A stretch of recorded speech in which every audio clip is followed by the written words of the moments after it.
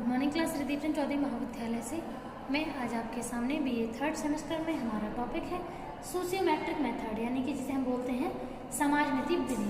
यानी कि समाज में जब व्यक्ति एक दूसरे से अपना समायोजन करता है, समूह में रह कर के जब व्यक्ति अपने विचारों का, अपने संबंधों का और अपने जो क्रियाकलापों का आदान प्रदान करता है तो उसे हम समाजमिति विधि कहते हैं। तो यहाँ पे कुछ लाभ और दोष लिखे गए हैं जिन्हें हम देख रहे हैं। तो लाभ में पहला पॉइंट है समूह की संरचना और संबंध का अच्छा अध्ययन। यानी कि जब भी हम समाजमिति विधि का प्रयोग करते हैं तो इससे एक समूह की संरचना का भी पता चलता है कि कोई भी समूह बना क्यों है, कारण क्या है और वह समूह कैसे बना है और कब तक चल सकता है। ये संरचना का पूरा हमें ज्ञान हो सकता है और उनके बीच के जो संबंध हैं, मतलब लोगों के बीच में जो संबंध है उसका भी हम ज्ञात कर सकते हैं।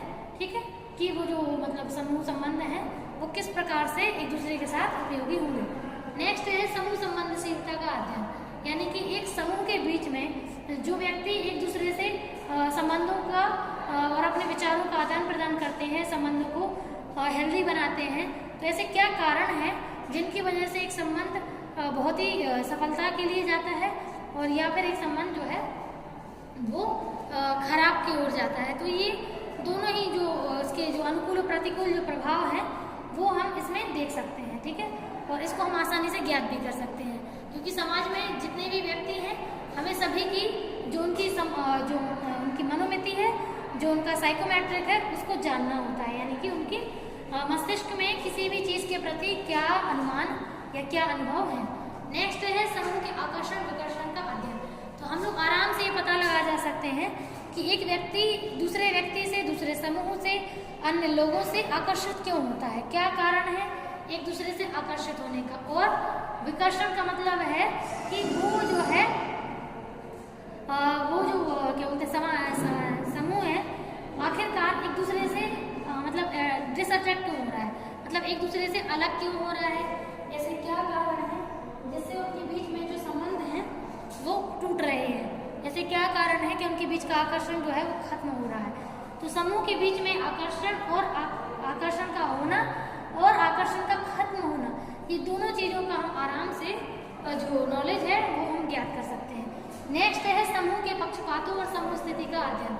तो समूह के पक्षपात और समूह स्थिति का अध्ययन मतलब है कि जो भी पक्षपात समूह में है क्यों, किस कारण से पक्षपात बने हैं और उन्हें हम खत्म कैसे कर सकते हैं, शुरुआत किसने किया था और पक्षपातों की प्रकृति कैसी है, ये सब जानने में आसानी होती है जब हम समाजमिति विधि का प्रयोग करते हैं।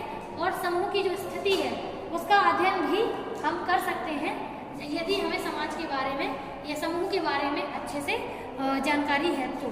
ठीक, कि समूह की स्थिति वास्तव में अभी वर्तमान स्थिति है क्या। ठीक, और आगे चल के वह समूह किस रूप में अपने आप को अग्रसर या दिखा सकता है पीछे। ठीक, नेक्स्ट है सामूहिक मनोबल एवं सफलता का अध्ययन। तो मनोबल मतलब एक समूह होता है तो समूह में जो भी कार्य समूह के लोग करते हैं वे किसी न किसी एक गोल को पूरा करने के लिए करते हैं। तो इसके लिए उनका मनोबल तो साथ काम करता ही है। ठीक है, तो मनोबल बोले तो मतलब है कि व्यक्तियों की जो साइकोलॉजिकल कंडीशन है उसे मनोबल कहते हैं। यानी कि व्यक्ति के मन में, व्यक्ति के मानसिक रूप से वह ऊर्जा उसके अंदर है भी या नहीं उस कार्य को करने के लिए, उसे मनोबल कहते हैं। और उसकी जब मनोबल अच्छा होता है तो सफलता ही बहुत मिलती है और मनोबल नहीं होता है तो सफलता भी नहीं मिलती है। नेक्स्ट और लास्ट पॉइंट है हमारा लाभ में समूह संप्रेषण के मार्गों को ज्ञात करने में आसानी। यानी कि एक समूह एक दूसरे समूह से या समूह के लोग एक दूसरे से किस प्रकार से संप्रेषण कर पा रहे हैं, कैसे एक दूसरे से के बीच में जो कम्युनिकेशन है वो बैठ पा रहा है या नहीं बैठ पा रहा है, इसका भी जो रास्ता है, मार्ग है, वो क्लियर हो पाता है इस विधि के द्वारा। ठीक है, अब हमारे हैं दोष।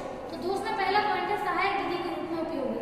यानी कि जब भी हम बात करते हैं समाजमिति विधि का प्रयोग करना तो इसका सबसे बड़ा दोष ये है कि हम लोग इसको सेकेंड हेल्पिंग विधि के रूप में प्रयोग कर सकते हैं, इसको मेन मेथड से नहीं कर सकते। मतलब है कि इसके द्वारा हम सारे परिणाम ज्ञात नहीं कर पाएंगे जैसे होने चाहिए या जैसे वो हैं। ठीक, तो वर्तमान स्थिति का तो पता लगा सकते हैं लेकिन इसको हम मेन विधि नहीं मान सकते क्योंकि इस विधि के साथ कोई ना कोई और विधि भी प्रयोग करनी पड़ती है। नेक्स्ट केवल छोटे समूह पर उपयोगी।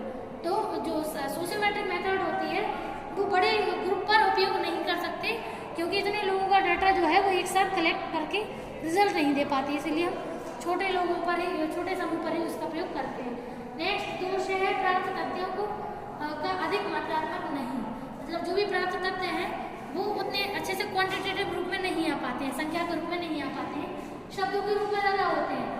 ये सबसे बड़ा नुकसान है, क्योंकि हम डाटा का जो रिजल्ट है वो सही रूप में नहीं दे पाएंगे। नेक्स्ट है ज़्यादातर मनोवैज्ञानिक इस विधि को क्रमबद्ध वैज्ञानिक विधि नहीं मानते। कारण केवल यही है क्योंकि जो जितने भी लोग हैं जो मनोवैज्ञानिक होते हैं वो उन्हीं विधि को वैज्ञानिक मानते हैं जो तथ्यात्मक हो और तथ्यात्मक से ज़्यादा मात्रात्मक हो, है ना। अगर कोई चीज़ मात्रात्मक नहीं नजर आ रही है तो उन चीज़ों का जो परिणाम है वो हम साफ साफ रूप में ज्ञात नहीं कर पाएंगे। ठीक, थैंक यू। अगर आपको कोई भी डाउट उस विधि में तो बता सकते हैं, बाकी जो भी मेरी क्लासेस में वीडियो उनको ध्यान से देखें और उसमें भी डाउट हो तो बता दीजिए।